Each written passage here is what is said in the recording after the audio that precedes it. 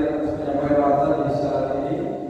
Gereja Protestan Maluku anggota PGRI Konsisten di Bogor, Jemaat Maluku, Barat 5 Juli 2026, nomor 27 dari KPU Data JLPH dari Uji dari 27 dari 2026. Majelis Jemaat KPU Maluku menyampaikan selamat sore dan selamat datang bagi jemaat teristimewa kepada saudara-saudari yang baru pertama kali mengambil bagian dalam persekutuan jemaat di saat ini. Selanjutnya majelis jemaat kita akan perhatian jemaat terhadap penyampaian warta jemaat sungai ini sebagai berikut. Ibadah sore yang akan dilayani oleh hamba Tuhan Gereja Siema Pendeta Nyonya IMM Ridwan Detwan, Gereja Gloria Emeritus Pendeta H.A.I.S.E.K. dengan memperkenalkan tata ibadah baptisan anak di Gereja Siema dan tata ibadah minggu pertama di Gereja Gloria.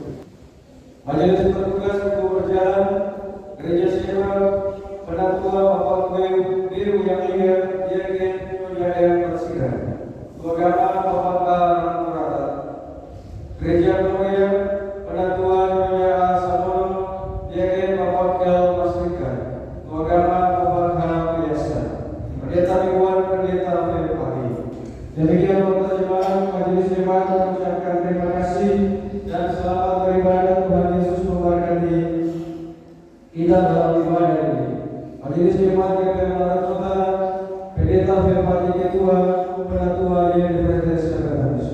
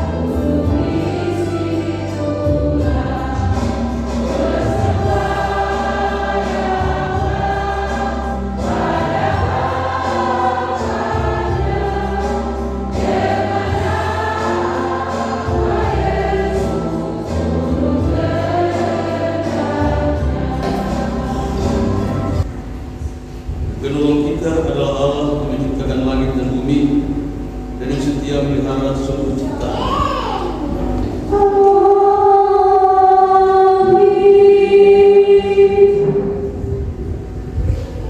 Kasih karunia dan damai sejahtera dari Tuhan Yesus Kristus menyertai Tuhan.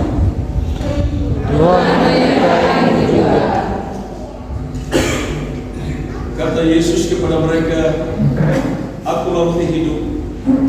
Barang siapa datang kepadaku, ia tidak akan lapar lagi, dan barang siapa percaya kepadaku, ia tidak akan haus lagi."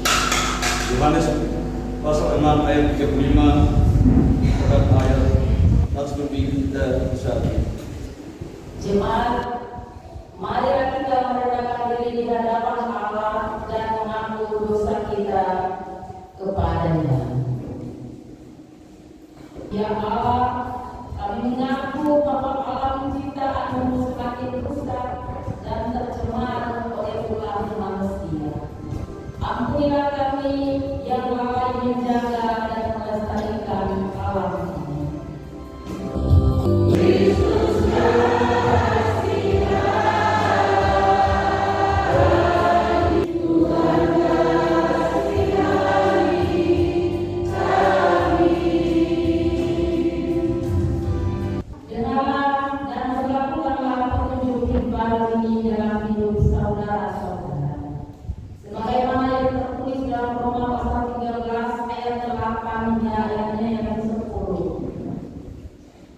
Janganlah kamu berhutang apapun kepada siapapun juga, tetapi hendaklah kamu saling mengasihi, sebab barang siapa yang mengasihi sesama manusia,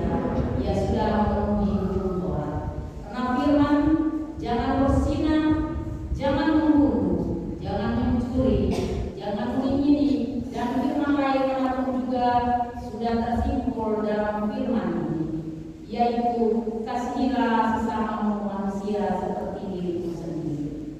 Kasih tidak berbuat jahat terhadap sesama manusia, karena itu kasih adalah kebenaran untuk kita.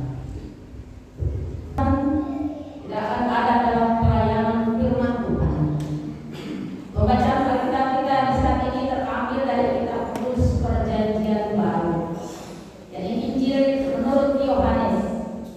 Yohanes pada pasalnya yang ke-6 kita akan membaca dari ayatnya yang ke-25 dan berakhir pada ayatnya yang ke-10. Sebelum kita membaca firman Tuhan di saat ini, marilah kita berdoa. Ya Tuhan, mampukanlah kami dengan Roh Kudus agar kami dapat membaca Alkitab, memahami dan melaksanakan kehendak-Mu melalui pembacaan firman. Amin.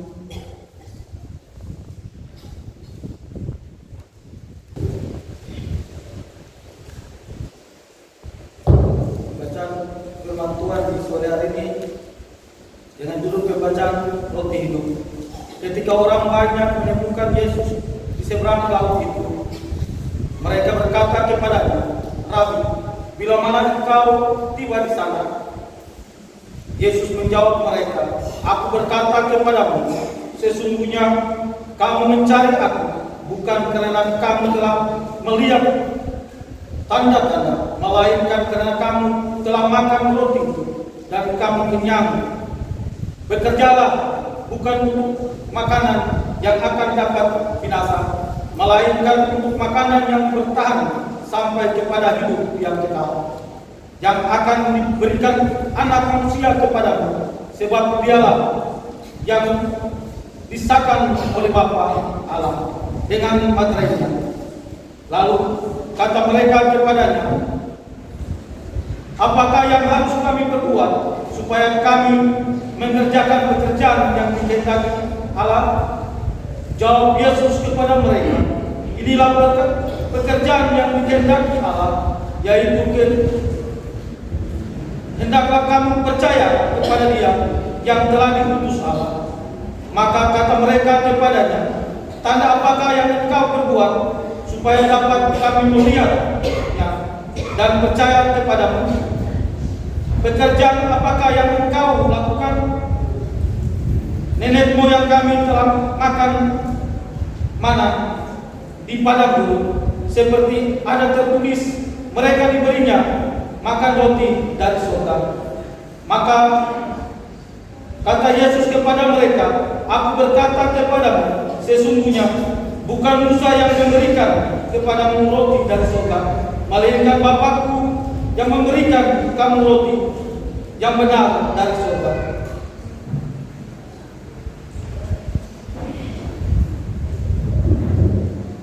Karena roti yang dari Allah ialah roti yang turun dari surga dan yang memberikan hidup kepada dunia.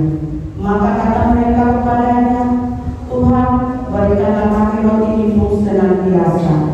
Kata Yesus kepada mereka, "Aku roti hidup, barang siapa datang kepadaku, ia tidak akan lapar lagi, dan barang siapa percaya kepadaku, ia tidak akan haus lagi. Tetapi aku telah berkata kepadamu, sesungguh pun kamu telah melihat aku tidak percaya. Semua yang diberikan kepadaku akan datang kepadaku, dan barang siapa datang kepadaku, ia tidak akan kubuang. Sebab aku telah turun dari surga bukan untuk melakukan kehendak-Ku, tetapi untuk melakukan kehendak Dia yang telah mengutus aku. Dan inilah kehendak Dia yang telah mengutus aku, yaitu supaya dari semua yang telah diberikannya kepadaku jangan ada yang hilang, tetapi supaya dibangkitkan pada hari sama. Sebab inilah kehendak Bapa-Ku, yaitu supaya setiap orang yang melihat Anak dan yang percaya kepadanya beroleh hidup yang kekal, dan supaya Aku membangkitkannya kepada akhir zaman."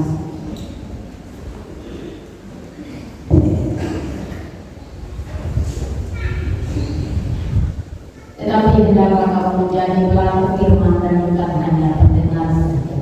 Sebab jika tidak demikian, kamu menipu diri sendiri. Haleluya, haleluya, haleluya.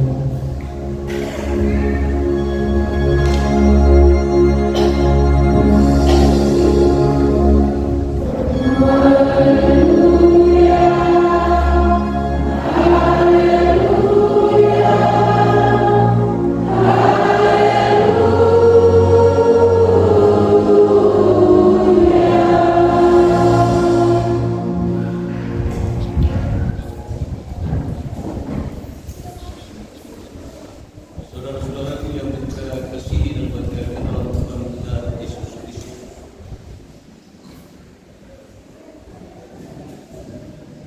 Di pagi tadi kita sudah diperkenankan makan roti dan minum anggur dalam keadaan perjamuan kudus.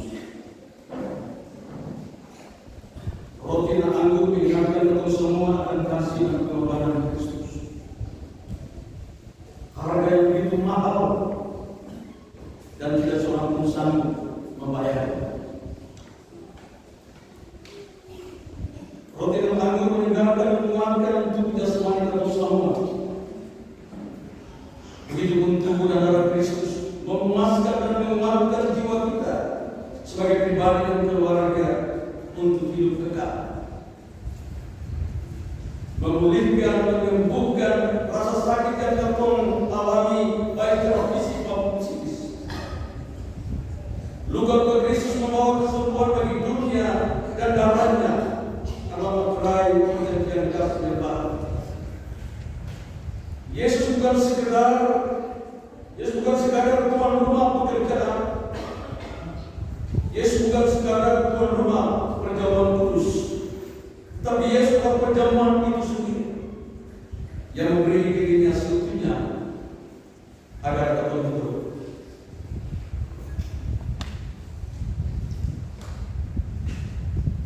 Dalam teks bacaan hari ini ada satu pesan dari Yesus yang mengemuka, yang menonjol, yang sangat maknanya ditujukan kepada kita semua, saudara-saudara dan saya, yaitu akulah roti.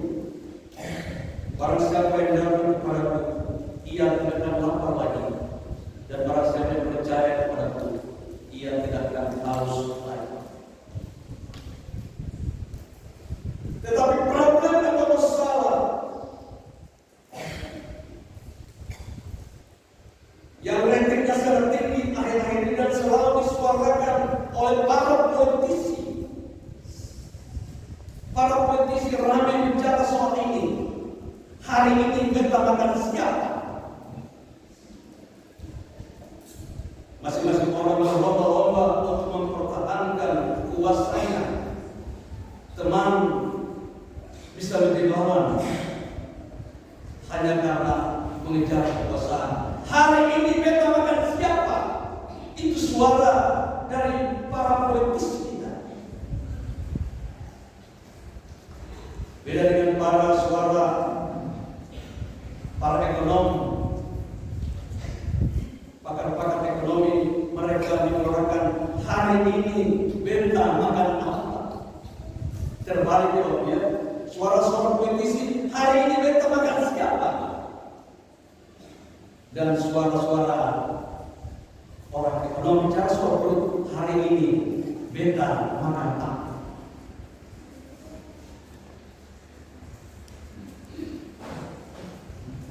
Saudara-saudara yang berkati Tuhan Yesus, pengalaman membuktikan bahwa kita tidak selamanya punya meja makan untuk penuh dengan makanan.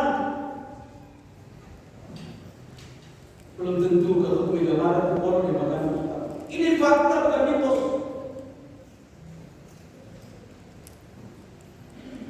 Mungkin saat kita makan pagi, kita juga pikir siang ini kita makan apa? Begitu pun sebentar malam kita makan apa, dan besok pagi kita makan apa lain. Ini problem, ini masalah yang kita hadapi di tengah keluarga kita masing-masing.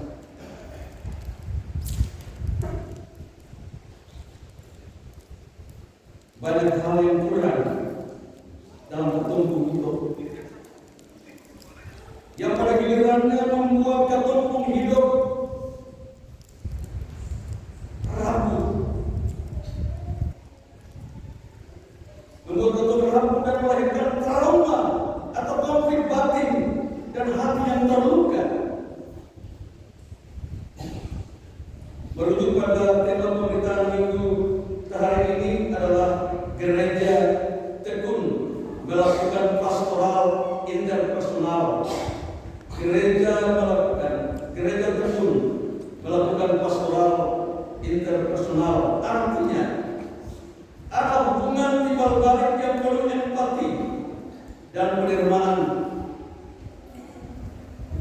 khususnya antara gembala dalam hal ini pendeta dan umat atau jemaat.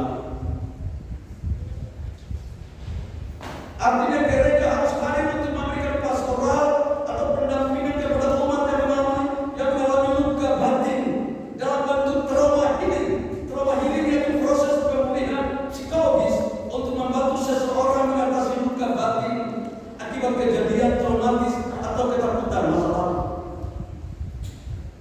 Gereja mesti melakukan proses trauma.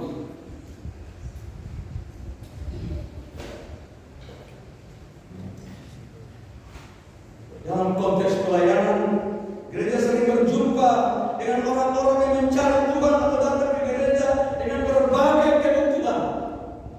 Ada yang datang karena masalah keluarga, tekanan ekonomi, kesepian, gelisah, galau, merana, konflik relasi, sakit hati, kehilangan arah hidup, atau kebutuhan praktis lainnya.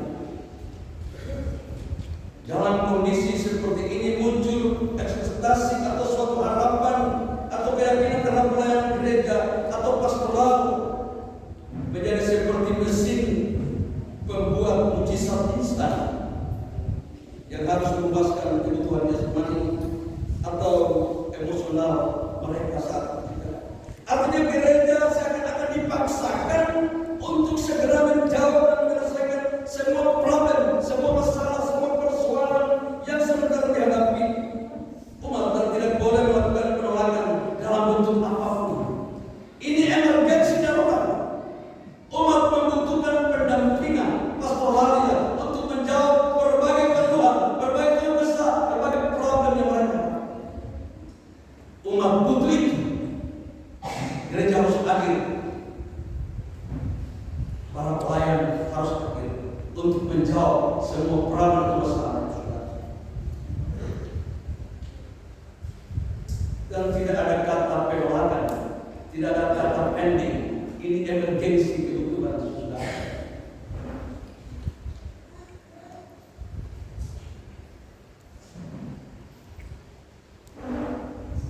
Itu tugas gereja, itu tugas pelayanan umat yang harus rela turun berjumpa dan menemukan umat dengan setiap problem hidup tanpa membuat perhitungan untung rugi atau ibarat apa yang mesti mereka dapati. Tidak perlu,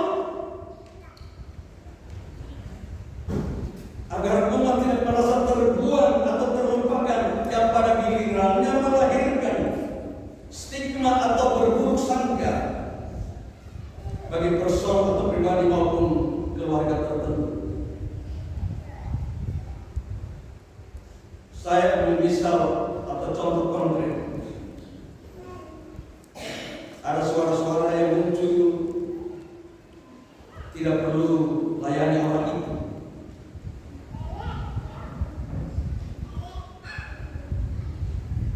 Tidak perlu layani keluarga itu karena terlalu bak melawan yang pelayanan. Kalau bak melawan kepada jemaat, saya perlu layani orang-orang seperti kepala batu.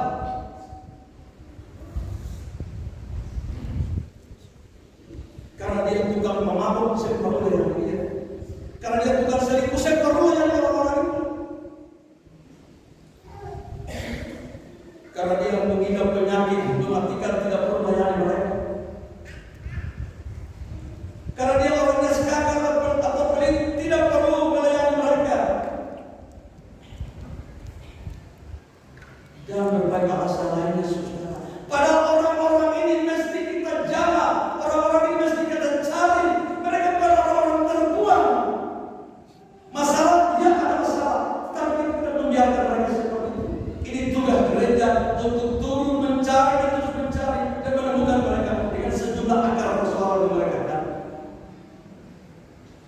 Memang sing gampang sudah. Memang sing gampang yang kita bicara lewat proses jatuh bangun. Karena kita sudah punya komitmen siap mengikut Kristus, siap ditampar, siap difitnah, siap disakiti, siap dibenci, siap ditolak. Itu komitmen pelayanan kita.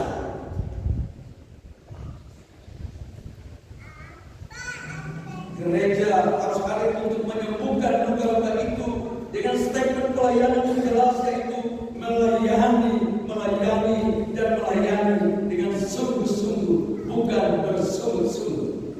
Itu komitmen pelayanan kita.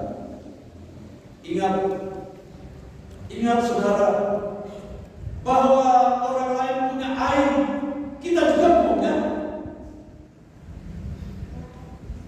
Orang lain punya kekurangan, kita juga punya. Orang lain pernah melakukan kesalahan, kita juga sama.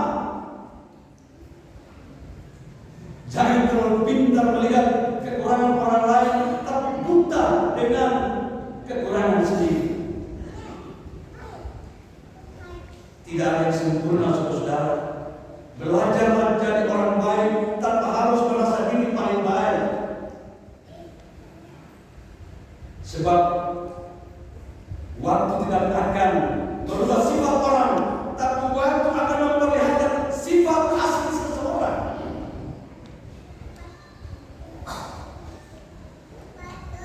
Ada pelayan dan umat yang kadang tergoda untuk cepat menilai, menegur, mempermalukan, bahkan menyingkirkan orang yang dianggap bermasalah. Di sini gereja perlu menjadi ruang penerimaan dan pembinaan, bukan ruang penghakiman yang membuat orang takut datang. Saudara-saudara yang kita kasihi dan banggakan dalam Tuhan kita Yesus Kristus. Yohanes 6 ayat 35 bacaan kita tadi, Yesus secara transparan, secara terbuka menyatakan identitas dirinya, yaitu Akulah roti hidup. Barang siapa datang kepadaku, ia akan lapar lagi, dan barang siapa yang percaya kepadaku, ia tidak akan haus lagi.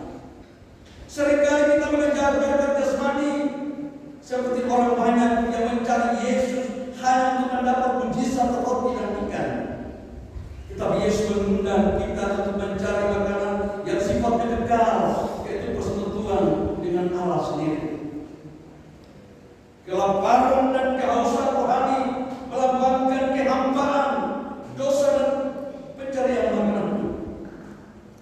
Hanya dengan datang dan percaya kepada Yesus, kekosongan batin manusia dapat dipuaskan sepenuhnya.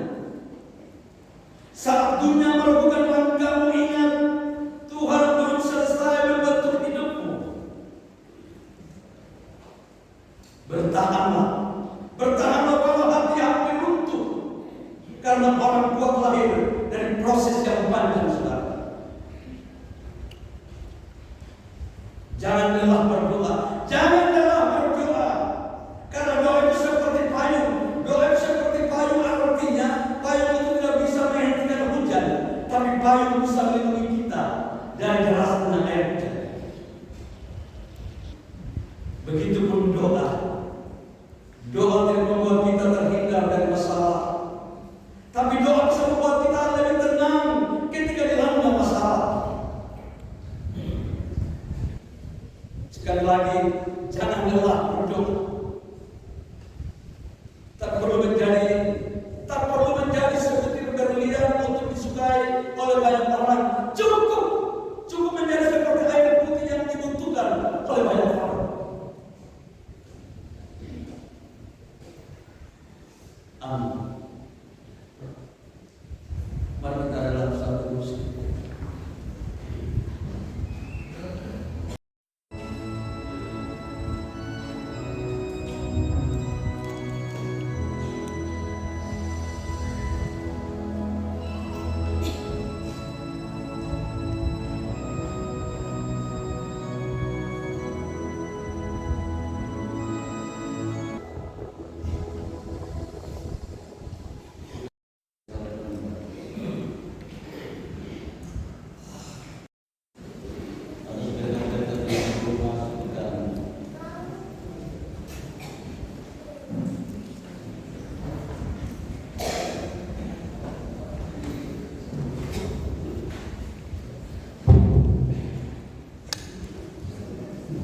Dia baik kepada Tuhan.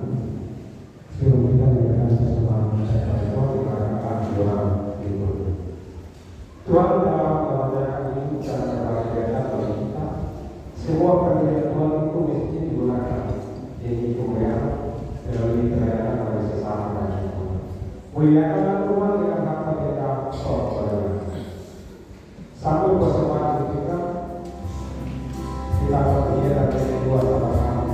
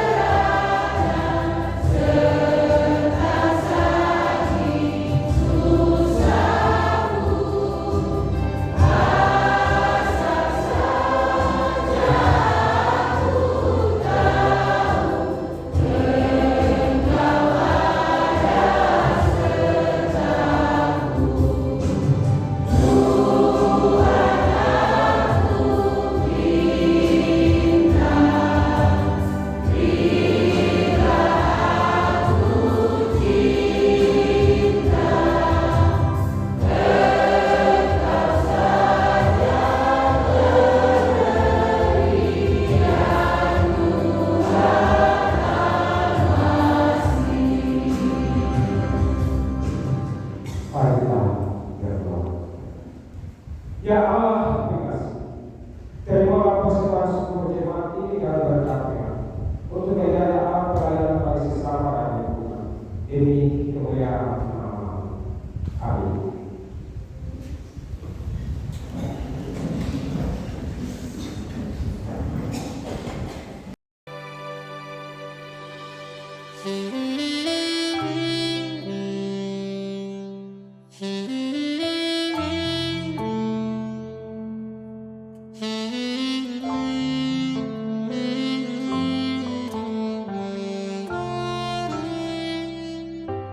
Mm-hmm.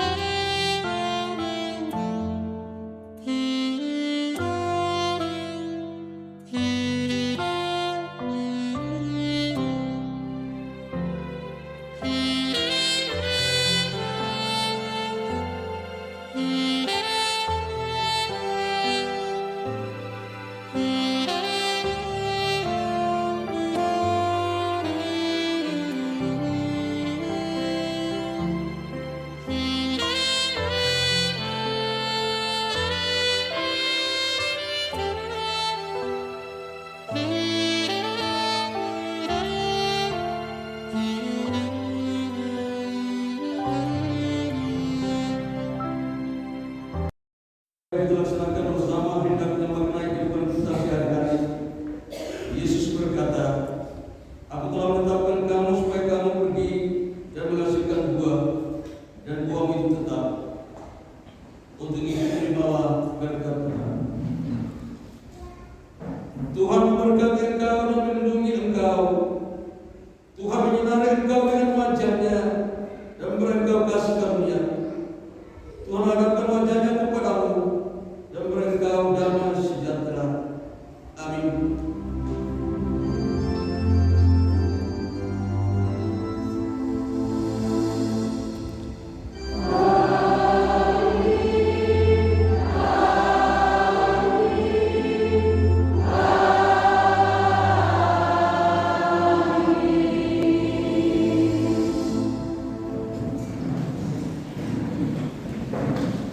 Mari kita berdoa.